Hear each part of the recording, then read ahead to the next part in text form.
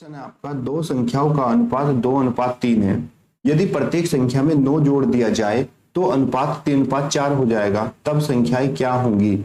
इसमें कहा दो संख्याओं का अनुपात 2:3 है, तो हम मान लेंगे कि माना संख्याएं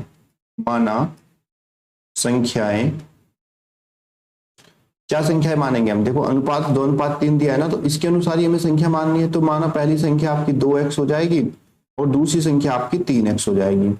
उसने कहा यदि प्रत्येक में 9 जोड़ दिया जाए तो अनुपात 3:4 हो जाएगा। यानी कि जो पहली संख्या है ये 2x, इसमें 2x में 9 जोड़ दो, और जो दूसरी संख्या है 3x, इसमें भी 9 जोड़ दो। तब जो हमारा नया अनुपात है वो कितना हो जाएगा, 3:4 हो जाएगा। ऐसे में लिखना है। उसके बाद क्या करना है, यहां से तिरछी गुणा, इसकी इधर और इसकी इधर गुणा जब हम करेंगे तो ये हमें 4 दूनी 8x प्लस 4 नीम 36 बराबर 3 की गुणा इधर करेंगे, 3 तिया 9x और 3 नम 27।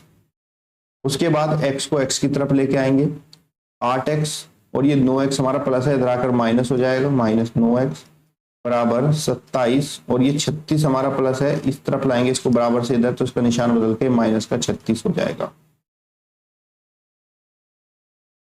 उसके बाद 8 में से 9 में से 8 जाएगा तो माइनस का x बचेगा, और यहाँ पे हम इसको माइनस करेंगे, 16 में से 7 गए 9 माइनस के, क्योंकि माइनस की संख्या ज्यादा है, x बराबर आपका 9 आ गया। x का मान आपका कितना आ गया, 9 आ गया। संख्याएं हमने मानी थी 2x और 3x, तो हमारी संख्याएं क्या हो जाएंगी, x का मान 9 है तो 2x यानी कि 2 गुणा 9, तो एक संख्या हमारी 18 आ जाएगी, और दूसरी 9 गुणा 3, दूसरी संख्या हमारी 27। तो हमारा आंसर हो जाएगा 18 और 27, जो कि ऑप्शन नंबर आपका 2 सही है। आइए देखते हैं प्रश्न नंबर 2।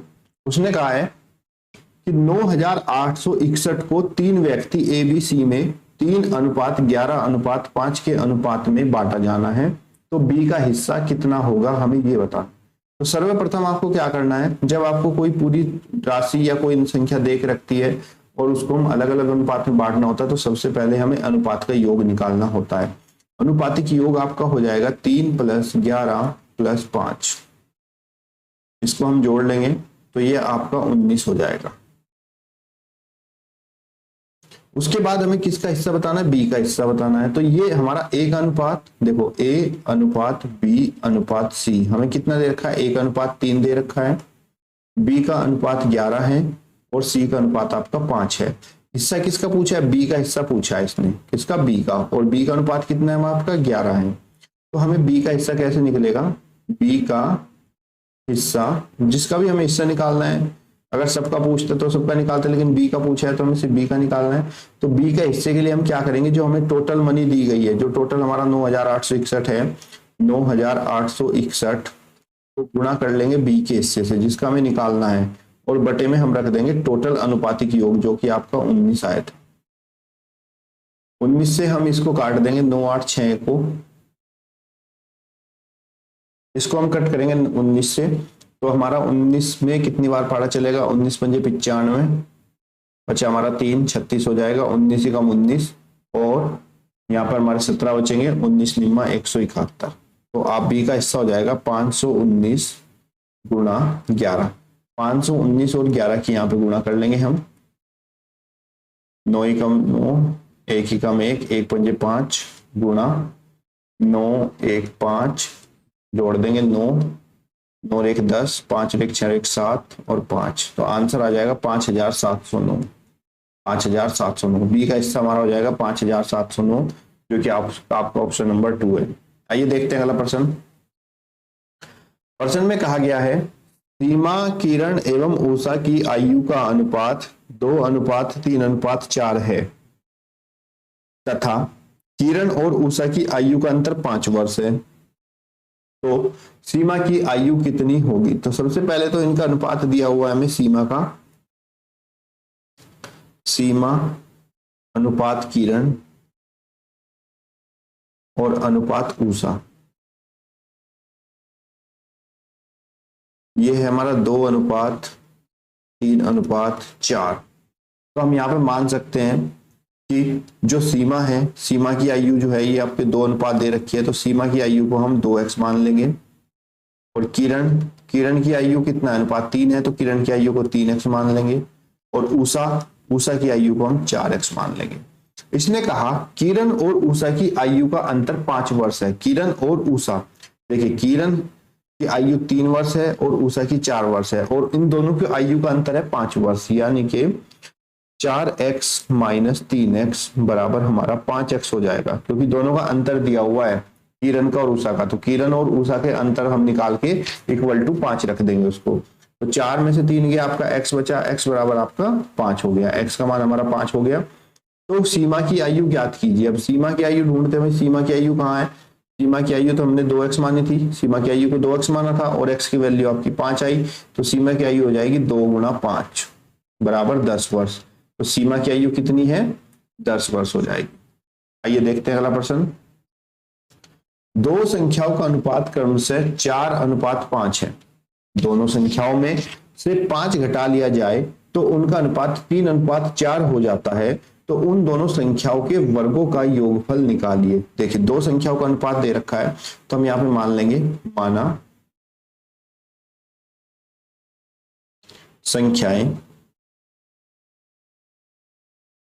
संख्याएं जो है हमारी वो कितनी हो जाएगी, एक संख्या 4x हो जाएगी और दूसरी संख्या 5x, क्योंकि हमारा अनुपात 4:5 दे रखा है। तो पहली संख्या हमने 4x मान ली और दूसरी हमने 5x मान ली। उसने कहा यदि दोनों संख्याओं में से 5 घटा दिया जाए, यानी कि जो हमारी पहली संख्या 4x, इसमें से भी 5 घटा दिया जाए 4x माइनस 5, और बटे दूसरी संख्या में से भी 5 घटा दिया जाए 5x माइनस 5, तब ये जो अनुपात था ये अनुपात 3:4 हो जाएगा, यानी कि अनुपात 3:4 यानी कि 3/4 हो जाएगा। उसके बाद हम इसको हल करते हैं। पहले क्या करेंगे, तिरछी गुणा, 4 की गुणा इधर और इस 3 की गुणा इधर। जब हम इसमें तिरछी गुणा करेंगे तब हमें क्या मिलेगा, 4 की गुणा 4 से करेंगे 4 चौक 16x, फिर 4 की गुणा 5 से करेंगे 4 पंजे 20 बराबर, फिर 3 की गुणा हमें 5 से करनी है 3 पंजे 15x, और 3 की गुणा 5 से 3 पंजे 15। उसके बाद हम x को एक तरफ ले आएंगे, ये x और ये x दोनों को एक साइड करेंगे, तो 16x और ये हमारा इक्वल टू से इधर 15 है, ये इस तरफ जाएगा, साइन चेंज हो जाएगा, -15x इज इक्वल टू -15 तो पहले से इधर है और ये 20 माइनस है, इक्वल टू से इधर जाएगा, तो ये आपका प्लस का 20 हो जाएगा। 16x में से 15x गया तो आपका x बचेगा, और 20 में से 15 गया आपका 5 बचेगा। x की वैल्यू आपकी 5 आ चुकी है। अब हमें देखना संख्याएं क्या है। संख्याएं हमने पहली संख्या को तो 4x माना था, पहली संख्या को हमने 4x माना था, तो पहली संख्या हमारी 4x के हिसाब से 4 इंटू और x की वैल्यू तो 5 आई है, 4 5 या 20, तो पहली संख्या हमारी 20 हो गई। और दूसरी संख्या हमारी 5x है, तो 5x यानी कि 5 इंटू 5 इज इक्वल टू 25। पर प्रश्न में पूछा है दोनों संख्याओं के वर्गों का योगफल निकालिए। दोनों संख्याओं के वर्गों का योगफल, तो पहली संख्या का वर्ग 20 का वर्ग कर लेंगे और प्लस दूसरी संख्या 25 का वर्ग कर लेंगे, और दोनों के वर्गों का योगफल 20 का वर्ग होता है आपका 400 और 25 का वर्ग होता है आपका 625। दोनों को जोड़ देंगे 600 400 1025, तो दोनों के वर्गों का योगफल 1025। ऑप्शन नंबर आपका 3 सही है। अगला प्रश्न है हमारा 5वां। राम और श्याम की वर्तमान आयु का योगफल 45 वर्ष है। राम और श्याम की वर्तमान आयु का योगफल 45 वर्ष है तथा 6 वर्ष पूर्व उनकी आयु का अनुपात क्रमशः 5:6 था। तो राम की आयु कितने वर्ष है ये हमें बताते हैं। राम और श्याम की वर्तमान आयु का योगफल 45 वर्ष है। हम यहां लिखेंगे माना, जब हमें योगफल दिया जाता है, माना राम की आयु हमने मान लिया कि जो राम की आयु है वो x वर्ष है। राम की आयु कितनी है, x वर्ष। दोनों की आयु का योगफल था 45, तो राम की आयु x हो गई, तब श्याम की आयु कितनी बची, श्याम की आयु, तो श्याम की आयु हमारी बचेगी 45 माइनस x वर्ष, क्योंकि दोनों का योगफल 45 था। जब राम की आयु x मानी तब श्याम की आयु बचेगी 45 माइनस x, क्योंकि 45 में से x हटा देंगे तो श्याम की आयु बचेगी। अब आगे देखते हैं क्वेश्चन में। 6 वर्ष पूर्व उनकी आयु का अनुपात, 6 साल पहले चलते हैं, वो कितने के थे, 6 साल पहले, ये तो वर्तमान आयु की बात चल रही है दोनों, तो अगर 6 साल पहले की बात करें, आज अगर राम x वर्ष का है तो 6 साल पहले उसकी आयु में से 6 घट जाएंगे। ऐसे ही शाम की आयु आज 45 माइनस x है, तो 6 साल पहले पूछा तो इसमें से भी 6 घट जाएंगे। और जब हमने 6 घटाया तो उसका अनुपात कितना था, 6 साल पहले अनुपात था 5:6, यानी कि 5/6। x माइनस 6 अपॉन 45 में से 6 माइनस कर दो, आपका 39 आ जाएगा, और माइनस x बराबर 5/6। यहां से हम तिरछी गुणा करेंगे इसकी, ऐसे इसकी इधर और इसकी इधर, तो 6 की गुणा x से करेंगे आपको 6x मिल जाएगा, और 6 की गुणा 6 से करेंगे माइनस के 36 मिल जाएगा, बराबर ऐसी 5 की गुणा 39 से करेंगे, तो 5 की गुणा 39 से हम करेंगे तो 39 गुणा 5, 5 9 45, 5 3 15 और 4 19,